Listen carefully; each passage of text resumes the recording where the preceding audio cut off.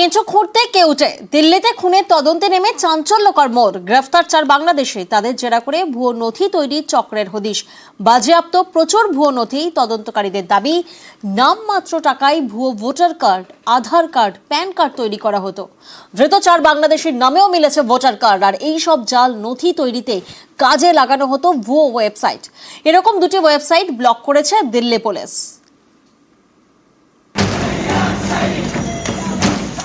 August থেকে উত্তাল বাংলাদেশ, তারপর থেকে ওপার থেকে এদেশে অনুপ্রবেশ বেড়েছে। অনেকেই সীমান্ত পেরিয়ে এপারে চলে আসছেন, তাদের গন্তব্য দিল্লি। সেই দিল্লি থেকে পুলিশের জালে ধরা পড়েছে 4 বাংলাদেশি। তাদের থেকে উদ্ধার হয়েছে 4টি জাল ভোটার কার্ড, 21টি জাল আধার কার্ড, 6টি জাল প্যান কার্ড। ধৃত 4 বাংলাদেশির নামেও মিলেছে ভারতীয় ভোটার কার্ড। 2023-এ সঙ্গম বিহারে একটি খুনের ঘটনা ঘটে। এর তদন্ত চালাচ্ছে দিল্লি পুলিশ। সম্প্রতি তারা 4 বাংলাদেশিকে গ্রেফতার করে। তাদের জেরা করেই ভুয়ো নথি তৈরির চক্রের পর্দা ফাঁস। উদ্ধার হয়েছে প্রচুর জাল নথি। ভুয়ো 2টি ওয়েবসাইট ব্লক করেছেন তদন্তকারীরা। जनताप्रिंट्स.in, जहां पे ये लोग 20-20 रुपए में अपने फर्जी date of birth certificates, income certificates बनवा लेते थे। इस टाइप का इनका एक रेट कार्ड था।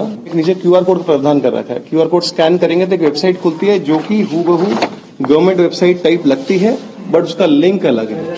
तो लोगों को लगता है कि ऑथेंटिक है, बट ये ऑथेंटिक नहीं है। 2টি ওয়েবসাইট থেকে ঢালাও ভুয়ো নথি তৈরি করে সেসব বিক্রি করা হয়েছে। দিল্লি পুলিশ জানতে পেরেছে এভাবে 3 লক্ষ বার্থ সার্টিফিকেট বিক্রি করা হয়েছে, 20,000 আধার কার্ড বিক্রি হয়েছে। এছাড়া 10,000 ভোটার কার্ড, 3,500 প্যান কার্ড এবং 10-12 পাসের 3,000-এর বেশি সার্টিফিকেটও বিক্রি করা হয়েছে। এসবই জাল নথি। এই চক্রের সঙ্গে জড়িত থাকার অভিযোগে গ্রেফতার 4 বাংলাদেশি। তারা ভারতে কবে ঢুকলো, কিভাবে দিল্লি পৌঁছে গেল, কিভাবে 4 বাংলাদেশি ভারতের ভোটার কার্ড পেয়ে গেল, এই চক্রে আর কারা কারা রয়েছে, উত্তর খুঁজছে দিল্লি পুলিশ। নিউজ 18 বাংলা। আবারও গানের গলা টিপে ধরল বাংলাদেশ। রংপুরের পর এবার ময়মনসিংহ। সুফি সম্প্রদায়ের কাওয়ালি অনুষ্ঠানে কট্টরপন্থীদের হামলা, ভাঙচুর, স্তব্ধ প্রায় 200 বছরের সাংস্কৃতিক ঐতিহ্য বহনকারী কাওয়ালির অনুষ্ঠান।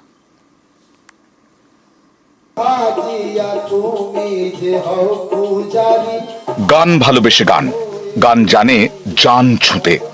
গান মানেই প্রাণের আরাম। সেই গানেরই গলা টিপে ধরা হচ্ছে বাংলাদেশে। বারবার গানের অনুষ্ঠানে হামলা, কখনো রংপুরের নীলফামারীতে, কখনো আবার ময়মনসিংহে। বুধবার রাতে ময়মনসিংহে কাওয়ালি গানের আসরে হামলা চালায় কট্টরপন্থীরা। কয়েকশো জনের তাণ্ডব, চেয়ার ছুঁড়ে হামলা, গানের মঞ্চ তছনছ, নষ্ট করে দেওয়া হয় অনুষ্ঠানের সাউন্ড সিস্টেম। কয়েক মিনিটের মধ্যে সব লন্ড ভন্ড। এই তাণ্ডব চলেছে ময়মনসিংহের কোতোয়ালি মডেল থানার নাকের ডগায়।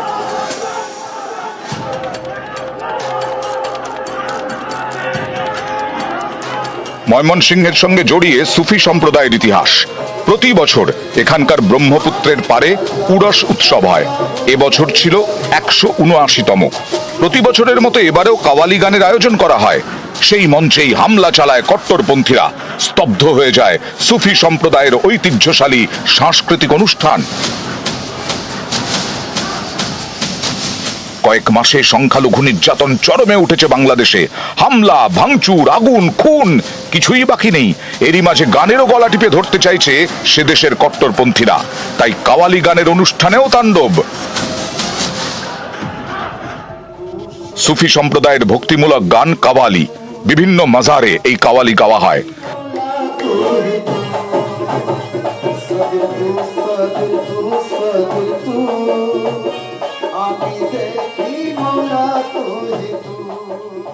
দক্ষিণ এশিয়া থেকে এর উৎপত্তি। ভারত, পাকিস্তান, আফগানিস্তানের পাশাপাশি বাংলাদেশেও বেশ জনপ্রিয় কাওয়ালি।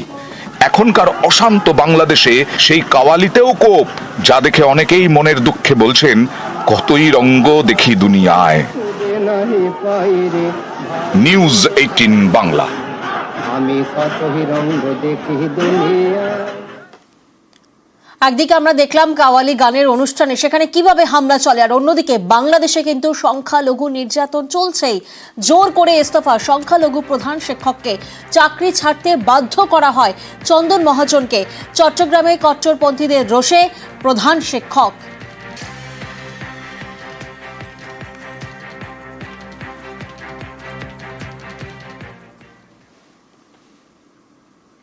একদিকে সংখ্যালঘুদের উপর নির্যাতন আর অন্যদিকে ফাঁপা হুঁশিয়ারি চলছেই একেবারে বাংলাদেশে।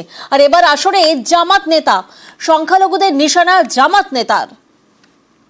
এটা কিন্তু ভারতের গুজরাট নয়, কথা বলে, এটা কিন্তু ভারতের গুজরাট নয়, এটা কিন্তু সিকিম নয়, এটা কিন্তু কাশ্মীর নয়, এটা কিন্তু হায়দ্রাবাদ নয়, এটা 14 কোটি মুসলমানের জন্মভূমি, কিনা বলে। এখানে যদি কেউ কোনো সময় গৌর গোবিন্দের ভূমিকা পালন করতে চাও, আমরাও শাহজালালের সন্তানেরা বসে থাকবো না। একবার শাহজালালের সন্তানদের হাতে তরবারি উঠলে এই তরবারি আর নামবে না। এই 56,000 বর্গ মাইলে একটা হিন্দু থাকতে দেওয়া হবে না, হবে না, হবে না। আর এরকম একটা অস্থির বাংলাদেশ পরিস্থিতিতে সেখানে আরো চাপে ইউনূস। তদারকি সরকারের উপর চাপ বাড়ছে। ইউনূসকে নিশানা বিএনপি মহাসচিবের। ইউনূস জামানায় সংস্কারের প্রশ্ন মির্জা ফখরুলের। নির্বাচিত সরকার ছাড়া সংস্কারের বৈধতা নিয়ে প্রশ্ন। আগেই নির্বাচিত সরকার দাবি আওয়ামী লীগের। সংস্কার অবশ্যই লাগবে, কিন্তু সেই সংস্কারটার যে পেছনে যে শক্তিটা লাগবে সেটা হচ্ছে একটা নির্বাচিত পার্লামেন্ট, নির্বাচিত সরকার। এটা ছাড়া সংস্কারকে কখনো আপনার লেজিটিমেসি দিতে পারবো না আমরা। যারা জাতীয়তাবাদে বিশ্বাস করেন, যারা বাংলাদেশের গণতন্ত্রে বিশ্বাস করেন, যারা দেশের থেকে উঠা যায় নেতৃত্ব এবং বাংলাদেশ তারেক রহমানের নেতৃত্বে বিশ্বাস করেন, তারা সবাই ঐক্যবদ্ধ হন, বিভক্ত হবেন না, এবং এই লড়াই থেকে কি করে আরো বাড়ানো যায় সেই কৌশলগুলো গ্রহণ করেন। দীর্ঘদিন ধরে তালাবন্ধ পুরসুরা কৃষক বাজার।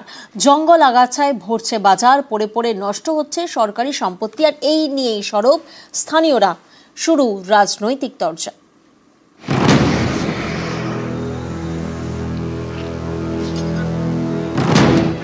কয়েক কোটি টাকা খরচ করে কৃষক বাজার করে দিয়েছিল রাজ্য সরকার। কথা ছিল বাজারের স্টলগুলিতে বসে ন্যায্য মূল্যে বিক্রি বাট্টা করবেন কৃষকরা। কিন্তু স্থানীয়দের অভিযোগ, দীর্ঘদিন তালাবন্ধ হুগলির পুরসুরা কৃষক বাজার। ঝোপ জঙ্গলে ঢেকেছে এলাকা, সেখানে ছড়িয়ে ছিটিয়ে রয়েছে মদের বোতল। অভিযোগ, বারবার জানানো হলেও নির্বিকার প্রশাসন। কৃষক বাজারে কোনো সবজি বিক্রি হয় না, রাস্তাঘাটে খুবই অসুবিধার মধ্যে মানুষকে বাজার করতে হয়। কৃষক বাজারে যে ঘরগুলো আছে সেগুলো সব নেতারা ব্লক করে নিয়েছে। আমরা বিডিওকে এর আগে জানিয়েছি, উনিও কোনো পদক্ষেপ নেয়নি। 2016 সালে তৈরি হয়েছিল এই কৃষক বাজার। স্থানীয়দের দাবি সপ্তাহ খানিক ঠিকঠাক চলেছিল, তারপর থেকে বাজার আর বসেনি। শুধুমাত্র ধান কেনার কাজে ব্যবহার হয় এই বাজার। পড়ে পড়ে নষ্ট হচ্ছে সরকারি সম্পত্তি। কিন্তু এমনটা তো হওয়ার কথা ছিল না। স্থানীয়দের দাবি, পুরসুরা বাসস্ট্যান্ড থেকে জায়গাটা দূরে, বিক্রি বাট্টা কম হওয়ার আশঙ্কায় অনেক কৃষকই এই বাজারে বসতে চান না।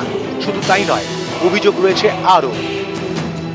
ওটা তো প্রত্যেকগুলোকে একটা করে করেছে কৃষক বাজার, কিন্তু তার জায়গায় রাস্তাঘাটে বাজার বসে আছে। কিন্তু ওই জায়গায় যদি বাজার বসতো খুব ভালো হতো, কিন্তু ওই জায়গায় বাজার নেই। ওই জায়গায় হচ্ছে দুর্নীতি এসে গেছে। ওই জায়গায় সব নেতারা এক একটা করে ঘর নিয়ে রেখে দিয়েছে, ভাড়াও দেয় না কেউ। অনেক নেতাদের নামে ঘর আছে, এক একটা নেতার নামে 2টো করে ঘর আছে। কৃষক মান্ডির হচ্ছে চেয়ারম্যান ভিডিও কোনো কিছু ওইটা গুরুত্ব দিচ্ছে না। সন্ধ্যেবেলা হলেই ওইটা একটা মদের ঠেক ভালো। সাজানো গোছানো পরিকাঠামো নষ্ট হচ্ছে, অথচ রাস্তার পাশে ঝুঁকি নিয়ে বসছে বাজার। এ নিয়ে ক্ষুব্ধ স্থানীয়রা। যে বাজারটা আছে সেটা তো একদম নেনো জায়গা এবং খুব অসুবিধার মধ্যে আছে, কিন্তু সেই বাজারটা ওখানে হওয়ার প্রতিশ্রুতি দিয়েছিল, কিন্তু আজ পর্যন্ত ওখানে নিয়ে যেতে পারেনি। কোনো কারণে পারেনি সেটা কেউ জানেনি, এবং সাধারণ লোকের খুব অসুবিধা হচ্ছে। ওইখানে যদি বাজারটা বসে খুব উপকার পাবে। কৃষক বাজারটা বর্তমানে তৃণমূল কংগ্রেসের দুজন নেতা আছে এখানে ব্লকের, সেই দুজন নেতা বাপত্তি সম্পত্তি মনে করেছে। যেখানে কৃষক বাজারে কৃষকদের দোকান খোলার কথা, মানুষের সুবিধার কাজ করার কথা, এসব হয় না। ওখানে ওখানে তৃণমূল কংগ্রেসের কার্যক্রম চলে, পার্টি অফিস। পুলিশকে বারবার কেউ অভিযোগ জানিয়েও কোনো কাজ হয় না। যারা যারা ওখানে দোকান আছে বা সবজি বাজারে বসতে চাই, তো আমি একান্ত সবাইকে অনুরোধ করব আমাদের সাথে যোগাযোগ করুক, তাদেরকে সাথে করে নিয়ে গিয়ে বসানোর দায়িত্ব আমাদের। বিজেপি বিধায়ক যদি অভিযোগ করে থাকে, তাহলে আমি বিধায়ক সাহেবকে বলবো, বিধায়ক সাহেব একটা শ্বেতপত্র দেখাক যে উনি ডিএম কে, এসডিও কে কি বিডিও কে একটা চিঠি করেছে কৃষি বাজারটা খোলার জন্য। আপনারা অভিযোগটা করলেন, আমরাও অভিযোগটা পেয়ে বিডিও সাহেবের সাথে কথা বলে বিষয়টা যাতে উপযুক্ত ব্যবস্থা নিয়ে আমরা চেষ্টা করবো। পুরসুরা থেকে শুভদীপ ঘোষ, নিউজ 18 বাংলা।